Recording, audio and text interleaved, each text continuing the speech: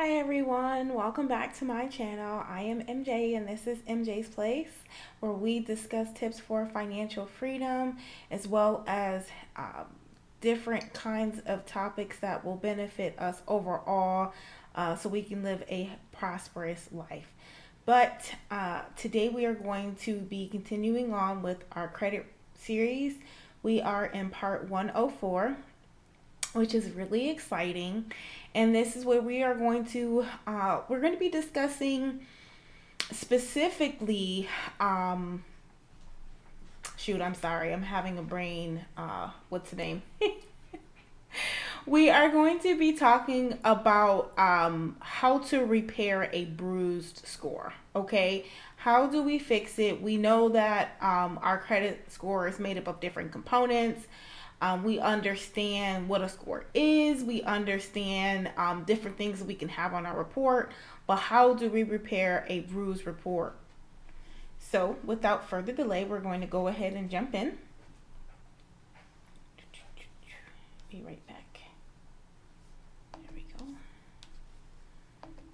I appreciate you all with your patience while I get used to recording. I've come a long way, but there's always room for improvement. But as I stated, today we are doing credit 104. This is going to probably be, if not the last, the second to the last in the series.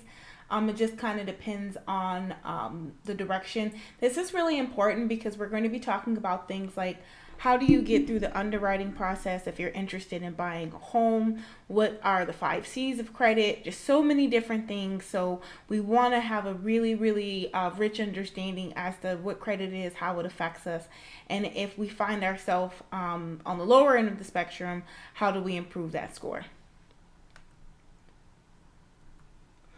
All right, so as I stated, how to repair a bruised credit score. When I say bruised or blemish, I don't like to say like bad credit. Everyone makes mistakes. There are different reasons why your score may be what it is, and we can always work on fixing it. So what is a poor score? A poor score is any credit score that is below 670. While a 640 is considered fair, it can still be too low to be able to get qualified for the best rates on an extension of credit. Having a less desirable credit profile can cost a borrower thousands of dollars due to higher interest rates and other fees over the life of the loan. Being a less risky borrower encourages the lender to compete for your business. So now we're going to go over the 7 easy steps that can be done to increase your score. 7 steps to help rebuild or repair credit. Number 1, you're going to want to obtain a copy of your credit report. You're going to want to check for any errors and dispute them. You pay your bills on time. Keep your utilization low 30% or lower. Keep old accounts open. Do not open any new accounts unless it's necessary, and pay off other debt. So to jump right in, obtaining a copy of your credit report. As I stated last time, you can grab it on annualcreditreport.com. But why that's important is to get a better understanding of your credit picture and what lenders can see. You're going to want to check your credit report and learn more about how to read your report from the 3 major agencies, and that's TransUnion, Equifax, and Experian. Not all creditors report to all credit reporting agencies, so it's important to keep that in mind when going over the content of your report. You're going to want to check for any errors and dispute them. If you find information that's incorrect, you can file a dispute with the credit reporting agency on whose report you found it, and you should also contact the lender directly that is reporting the incorrect information and ask them to correct their records.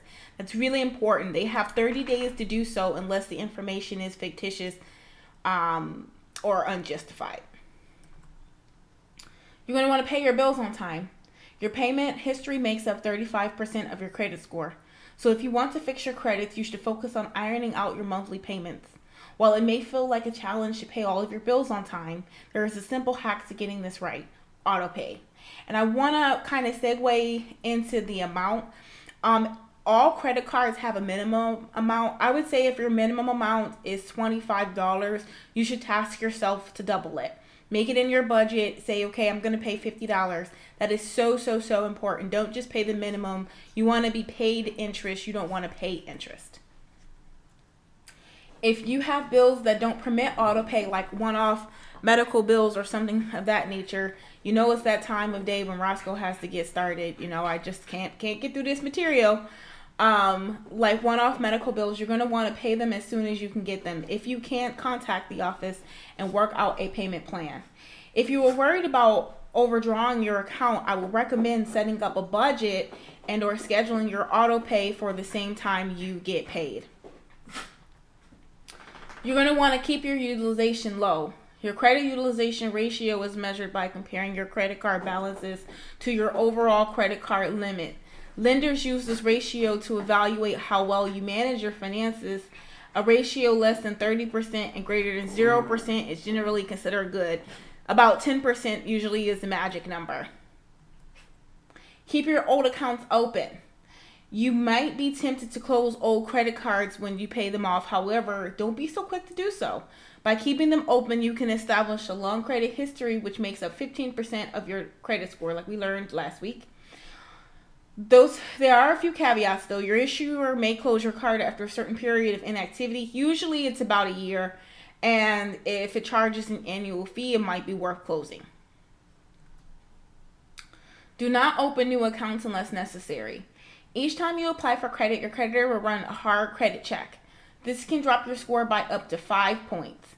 It will also lower your average account age, which can also drop your credit score. So it lowers it on two different fronts. So as a rule of thumb, try to avoid applying for too many cards unless you really need it. Pay off other debt. If you have outstanding debts, paying them off can help improve your credit history and reduce your credit utilization ratio. When planning to repay your credit card debt, consider the debt avalanche or snowball method. The debt avalanche method focuses on repaying your high interests first, while the snowball method focuses on repaying your smallest balances first. Evaluate both methods to determine which method is best for your situation. I personally, when I started, I kind of did the debt avalanche method only because when I was starting to rebuild my credit, it was not so much that I wasn't paying the cards that I had. I didn't really have any cards. It was more like store credit and like silly things like that were higher interest rates. So that's what I focused on first. But again, you'll need to evaluate your own credit report and budget and see which one is going to work best for you. Make a plan and stick to it. If you plan to repay your loan debt, it is important that you note that you may see a temporary dip in your credit score, but know that this will improve your score in the long term. So sometimes like it's like I remember I was watching something and they were talking about when you're trying to get different collections accounts off, and by you basically bringing attention to the account, it could dip your score. Ultimately, the best thing is always to pay people off. Don't worry about oddball points here and there. Worry about the big picture. How long does this process take? If you're disputing information in your credit report you believe is fraudulent or inaccurate, the investigation can take up to 30 days.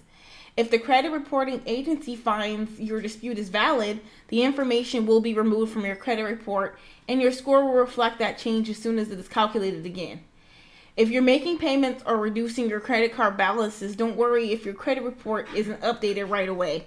Creditors only report to credit agencies on a periodic basis, usually monthly, and it can take up to 30 days or more for your credit account statuses to be updated, depending on when in the month your creditor or lender reports their updates. The bottom line is you want to check your report often and ensure information is accurate. That is really, really, really, really, really important, especially if you haven't checked your report in a while. You haven't been in the habit of checking your report. If you come from a family where maybe people put bills in your name when you were younger and now you're responsible for them, so you want to make sure that the information on your report are accurate to give you the best chance of success. You want to take responsibility for your credit profile and feel empowered. You're not alone. Everyone's gone through it. Everyone's going through it. But as soon as you recognize where you need to improve, you can do it. If you have no credit, consider it a secure card, and these can also be great tools to help rebuild a bruised score with responsible usage. The key word there being responsible usage. Don't take on more credit that you can't afford. If you borrow their money, you have to pay them back, and that's it. All right, my loves. Well, listen, it was such a pleasure coming to you again this week. Thank you to all of my new subscribers who came on board last week.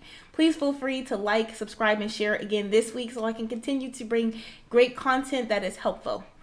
All right, well, if you have any questions, please leave a comment below. I love you all to the bank and back, and I'll see you next week. Bye. Roscoe says bye too. Bye.